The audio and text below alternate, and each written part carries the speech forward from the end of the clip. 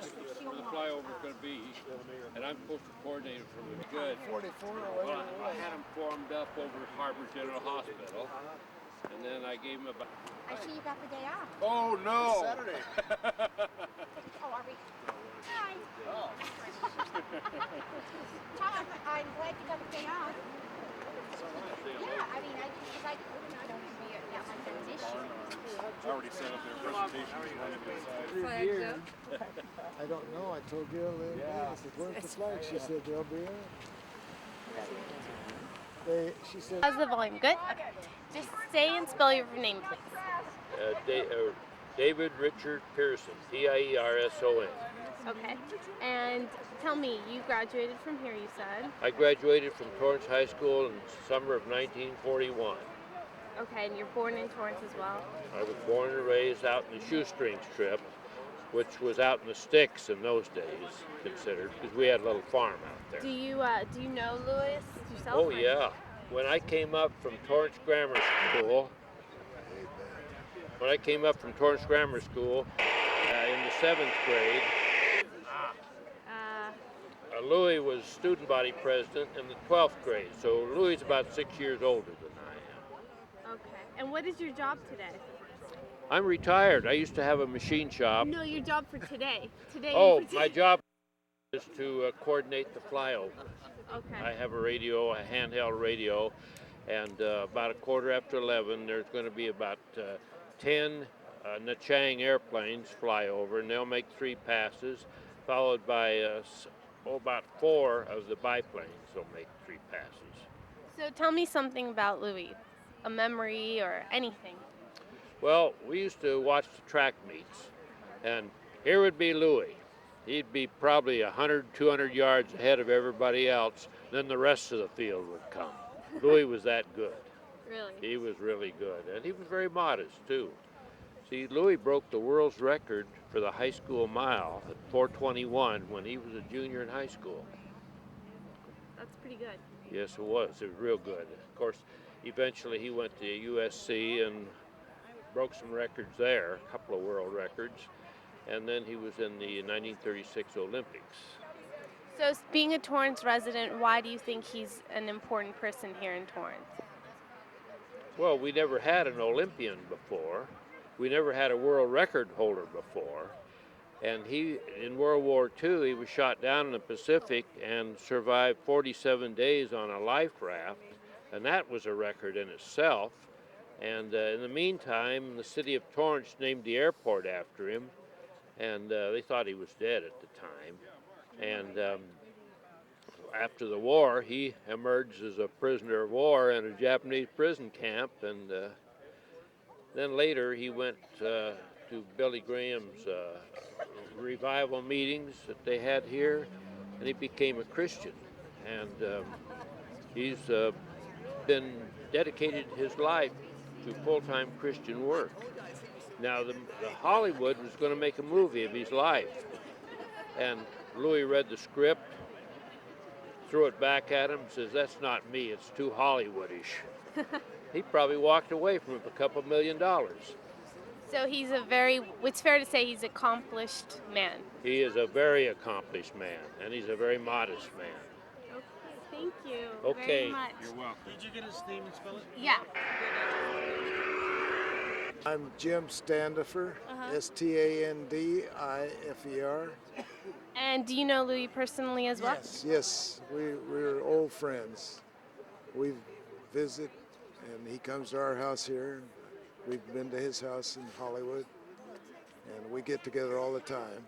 And what are your thoughts of him? I can't say anything bad about him. He's my hero, Oh, and he's always been my hero. Yeah, and he's a hometown. He's a hero for everyone in Torrance, as far as I'm concerned. do you have any memories, anything you want to share? Just that we've always admired him, and he's always lived up to our expectations, and I just so glad that we can celebrate his 90th birthday today. And well, he's something else. and I hope he lives to be another 90 years.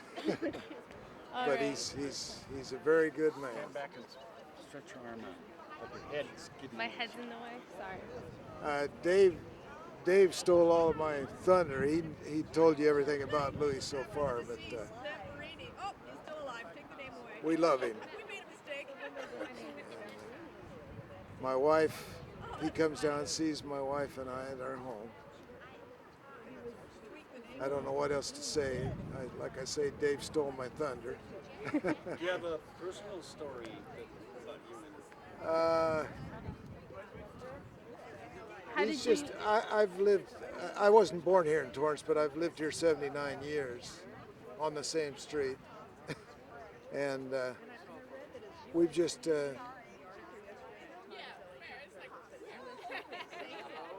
I took his mother, I have a great persimmon tree in my backyard, and his mother lived just on the next block from us, and I always took her persimmons.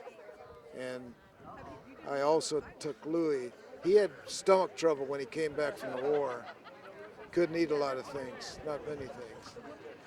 From the prison camp, ruined his stomach. And that's about all I can say. But he does love persimmons. And you would get those persimmons for him Yes. from your tree, or? Yes, from our tree. All right. Thank you. Okay.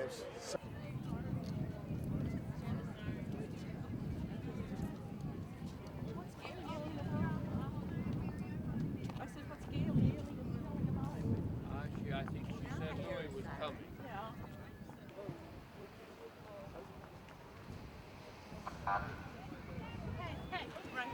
Yeah. Hey, baby. Nice to see you. Well, we got it timed just right, huh? Yeah, you're pretty good on your timing there. Well, you have a few friends here that you need to say hello to. Lou, Bob Seaman. Hey, Bob. Good to see you. Good to see you, buddy. You know, I still appreciate you coming down and talking. A year and a half ago. I also have your book. Oh, yeah. I want you to you signed it, but I want you to autograph it. So, anyway. Come stand right here. Oh, wow. And hey, How you doing, buddy? You're welcome. I'm okay. I'm okay. One, two, three. Oh, beautiful. Thank you so much. Happy birthday. oh, yeah, happy birthday. You haven't changed much since I saw you last. Yeah, and you know, you're just looking a day older, that's all. You haven't changed either. Oh, thank you. Louis, happy birthday. Hey, thank you. And we have, that's Jet. Here's a Jet. Squeeze hard. Squeeze hard. Oh, not too hard. I got one more to finish off the roll from you. Where? The guy in the white hat? In the white hat. Louis. Who's your coach? He's my Louis? card No, that's and I fine. want to Yeah, wish I'm you gonna a get those happy to you. birthday and hope you have a hell of a lot more, okay? I appreciate And Yeah, there you go. Louis? really, you're holding up and you look very good. Yeah, I know you will be. You look that way. Louis. Yeah. And Louis Minsueda's here today too.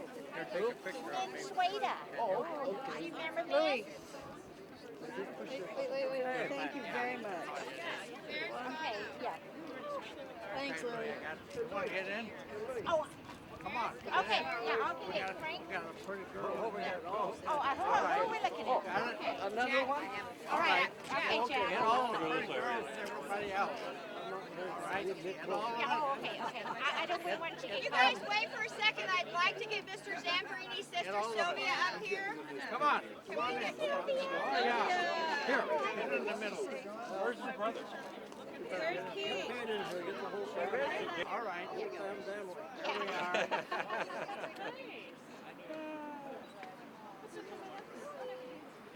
Okay, you got it. Got it? Okay. Excellent. All right. You're a very famous person. First,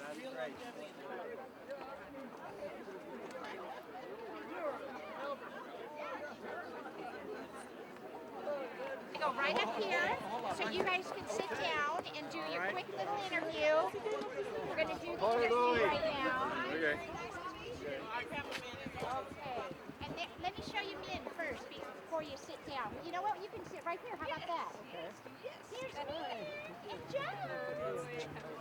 Oh, okay. Great to be down there. Okay, we'll do the interview here. Okay. And I want Sylvia and Peter. Where's Sylvia? I'm gonna get behind you. I'm with the Where'd she breeze. go? I just wanna- Mr. Zamperini, happy birthday to you. Thank you. Hey. That's your raincoat. What's my last laughing so fast? Let me play with you. Are you okay, Stanley? Well, I had a whole package in my hand as the boy with the pen. What do you remember? 32. 90th birthday here of the year I started. Okay. 1919. You got a police escort all the way in. Hey, you can't beat that. Yeah. So tell me, you're 90 years old. What is the motto that you live by? What is? Well, the motto I live by is, for instance, nobody's ever seen me mad. So control your anger. So you have to learn how to deal with anxieties and frustrations. I just don't let them get a hold on me. We're all going to deal with, we're all going to come up against anxieties and frustrations. They're not bad in themselves unless you don't know how to deal with it. Same with stress. So over the years I've learned how to deal with anxiety, frustrations, and stress, and I'm a great believer in the one scripture in the Bible, all things work together for good. So I accept that. If I break my leg, I say, well, it happened for a reason. And sure enough, I wouldn't trade the experience I had with a broken leg for the next 3 weeks for anything. So if everything happened for a reason, you've had quite a few many crazy experiences, being captured and kept in a prison for 2 years. So what kept you going?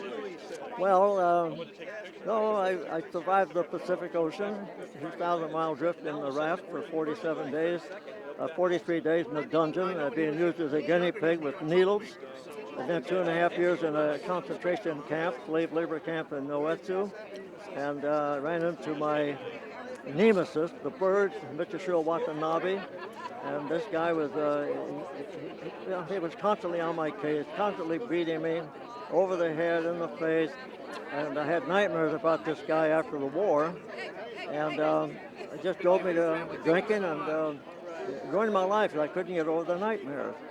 But finally, as a result of going to a Billy Graham meeting, when I made my confession of faith in Christ, I knew I'd forgiven them. I knew it. I knew I was through getting drunk, I was through smoking, and I had a whole new life now. So I went back to Japan, and I carried the torch. The next day, the mayor had me in his office. Councilman, he said they want to ask you questions. So they started asking questions, very formal, and I'm not partial to formality, so I was uptight until the mayor said, tell me, Mr. Zamperini, did anything good come out of your being a prisoner of war for 2.5 years in Japan?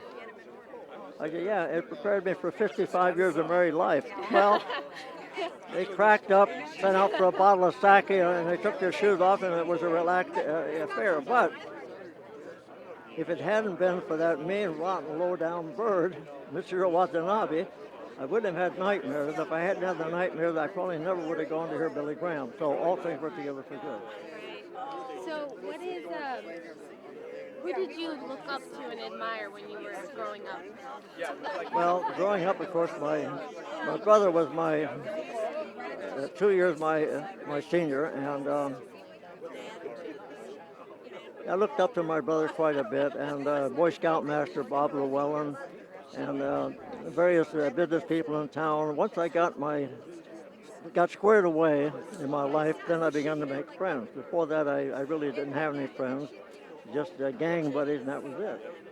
So then after that, after I became a runner, then the whole entire city of Torrance just, really supported me completely in everything I did. It was just amazing to go from one extreme to the other. Is there anything you haven't done that you wish you had? No, I was asked at USC about 2 months ago what my accomplishments were. Well, I'm a great believer in accomplishments because my first one was a runner. Went from a delinquent to a runner. That tasted good. To accomplish something, the first thing in my life. And then I took up tennis. I was accomplished in that. Then I took up typing, and the more I did things, the more accomplished, the better I felt. So I had to quit going to movies about 40 years ago because it takes all day long, and I started doing the things I wanted to do. I became a deputy sheriff, a ski instructor, glacier climber, and you name it, I've been it. 110 different things I've done. And because of those 110 different things that I'm accomplished in, licensed in, or an expert in, I'm on cloud nine. I wouldn't trade my life for any single person in the world because of that. So it's important, attitude, interest, and accomplishment for me. Your best memory. What's that? Your best memory. Oh, God, I got so many great memories. You know, I can't forget the memories of Torrance High School. That was my beginning, and that's where my support came from. And I can't forget the Olympic team as a memory. I can't forget my repatriation after the war was over. That was something else. And people don't really appreciate freedom until you've been incarcerated for a period of time, and then when you're released like we were after the war, the American flag never looked so beautiful. The colors never looked so sharp. And that, I'd say, was probably the extreme, Why is Torrance High important to you? What? Torrance High School, the city of Torrance. Why is it important to you? Well, this is where I grew up, my memories. This is where the transition took place. And this is where I went from a rotten, low-down delinquent and accepted by the entire school and the police force that were chasing me formally. Now they're supporting me. When I made the Olympic team, the same Chief Calder, who took me to jail, pointed through the bars and said, "See those two guys? Someday you're going to be in there." And that shook me up. But the same chief sent me a wire, which I still have, in New York when I made the Olympic team. Congratulations, Louis. So you showed him. Yeah. You did a complete turnaround. Is there any quick advice you'd have for young people today? Well, I think I gave all that advice, that attitude, interest, and accomplishment. I think if you take those three as a symbol of the of your life as an accomplishment, there's nothing greater. Every time when you graduate from school, you're elated, right? When I got my wings in the Air Force, I was elated. So every accomplishment, I'm elated. And I've had 110 of them. And that's why I say I wouldn't trade my life for any single life because of those accomplishments. I can look back, all the training I've had with those 110 things. That's in preparation for survival anywhere, anytime. Thank you very much. Happy birthday. Well, thank you, and I wish honey. you many years of... I know. Me, and you're right. Oh my golly. Yeah, there we are. Towards the high school yearbook. And Louis was winter 35. He was one class behind. Oh, there are 100 of them. Sure. Now here's a picture. The third person in the back row is Louis, and the person on his right is me. Is that the football team or something? What is it? No, this is the annual. Oh, but I mean, that's just, who are all these people? Well, So that's all class. yeah. Big class. He's right now, this minute.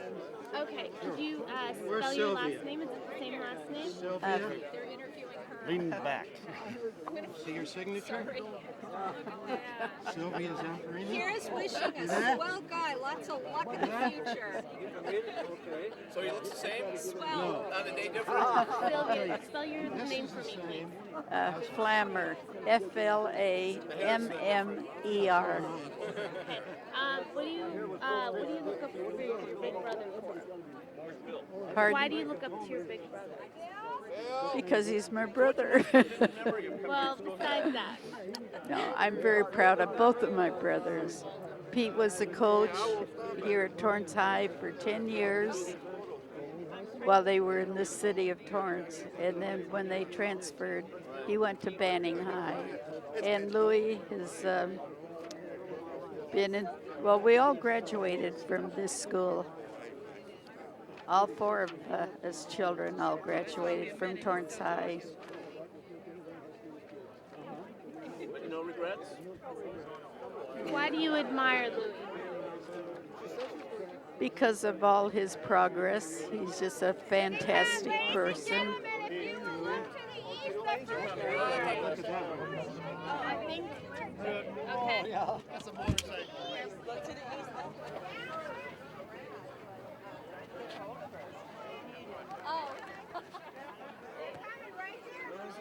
Hey, Ed. Also, get a shot of him like looking, you know, because. But I can't hear you. Oh, to like for a B-roll. Here comes the planes. They're right there.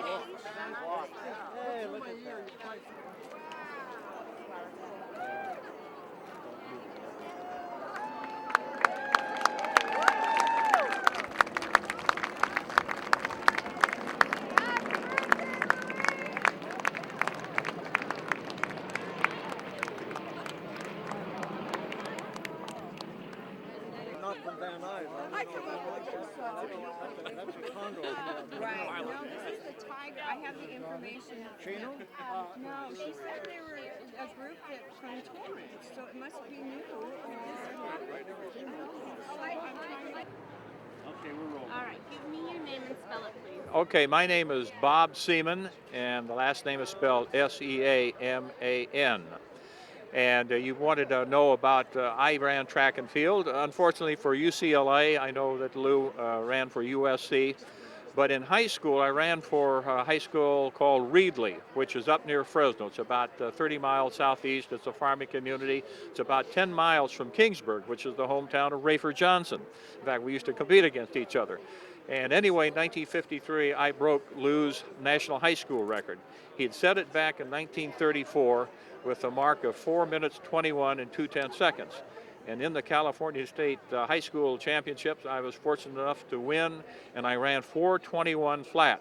So it took 19 years to break, not 2/10 of a second off the national high school record. Then Jim Ryan, just within 11 years, in 1964, he made the U.S. Olympic team, and he broke the national high school record, lowered it to under 4 minutes. I think it was like 3:58 flat. So it took 19 years to break Lou's record, and only 2/10 of a second, and then only 11 years to move it down over 21 seconds. So prior to breaking the record, were you focused on breaking his record? Yes, and the name Zamperini. I'd never seen the name Zamperini or heard of it before, and I said, well, I think this is what everybody, especially after kids in high school right after World War II, were looking at, and could they break that record? And so I was just fortunate enough to break it, and then I got to meet him about 6 months after I enrolled at UCLA, and he was a minister, and he was at some gentleman's house across the street at UCLA, and I went over to visit him for the first time. First time I met the guy, the record that I had broken. And we have run into each other a few times over the years, and the last time that, oh, this is great, these planes, these World War II vintage planes flying over Torrance High School, it's great. But anyway, we, about a year and a half ago, we had the USA Track and Field National Championships over at Home Depot. And there was a break. There was a 4-day meet, but on Saturday night there was nothing going. So my wife and I decided to host a function for about 150 track and field officials. And so I talked to Lou and invited them over, and I'll tell you, he wowed the crowd. And I also had Rayford Johnson, who was the Olympic decathlon champion in 1960, Sullivan Award winner. Also Don Bragg, who was the national, or I should say he was the Olympic champion in the pole vault in 1960. And then Wilbur Moose Thompson, who was also from SC, he won the 1948 Olympic shot put championship. So we had 4 guys there, and people told us that it was one of the best programs that they had ever attended. That was the first time you met him? No, I met him in 1954. Okay, and what was your impression? Oh, I was impressed. I said, this is a great guy. But what really got me interested about Lou, I'd known him, but I saw a CBS documentary about 15 years ago. One night I was in my den, And suddenly this program came on about him. It was hosted by Bob Simon, who was the veteran CBS correspondent. I'm very familiar with him. And it told about, I didn't know that he had been on a life raft for 47 days, had been a prisoner of war for over 2 years in a Japanese prisoner camp. And so that I really became interested. And then on the last day of the 1998 Winter Olympics, it was in Japan. I can't remember the name of the city, but on the last night, Jim Nantz, who, by the way, is going to do the Super Bowl telecast for CBS, he was hosting the Winter Olympics, and Lou Zamperini came into the studio in his running outfit, and he had just run through the streets of that city. The mayor had canceled the school. All the school kids were out, and Lou ran through the city, and all the kids and all the people were cheering him on. It was really something when he came into the CBS studio. So I've always been interested in him, and I'm really happy what city of Torrance is doing and Torrance High School to honor him, and then to have these planes fly over.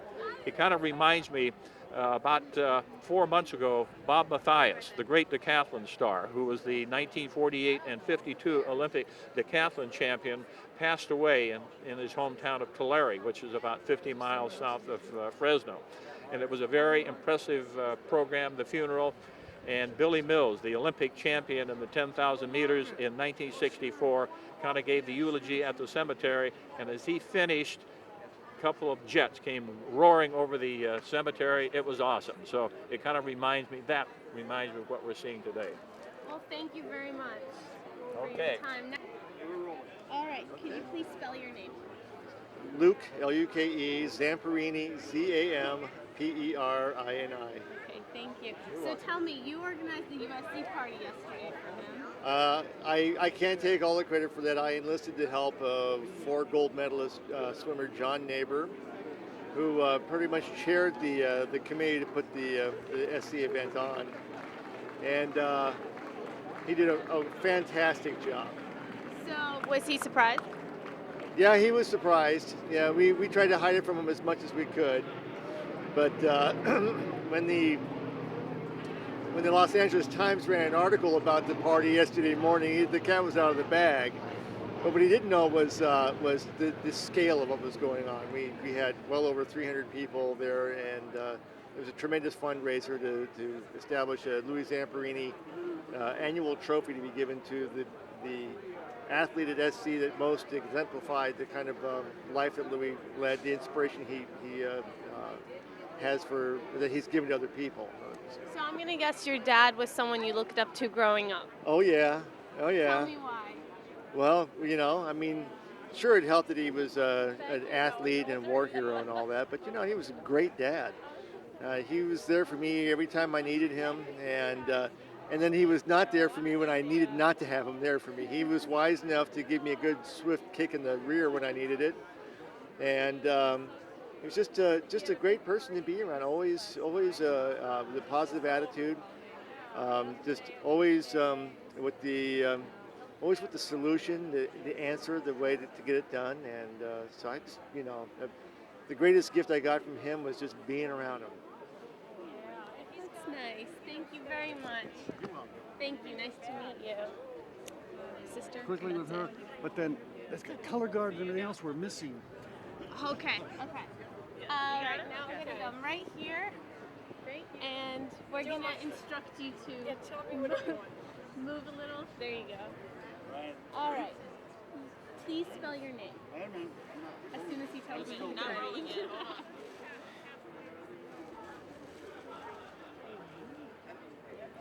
There's a lot going on. A lot. Oh, here they come again.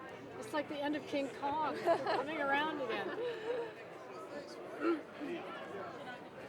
No, we missed it. Do what you did. I'll try. I'm so I sorry. also could just ask the same questions. And I wish I could keep Let's up with ask him what and let's do the ski thing. Okay, do the ski thing. And wait, start with your name again.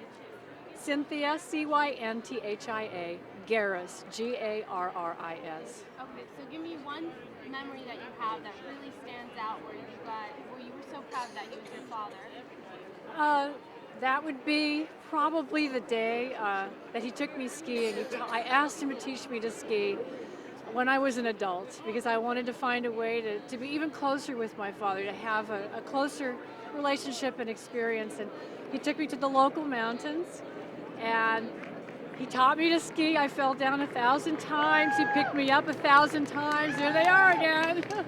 Woo! The biplanes. And I was soaking wet all the way home and miserable, but I was just in a dream world for the next 2 or 3 days. And my mother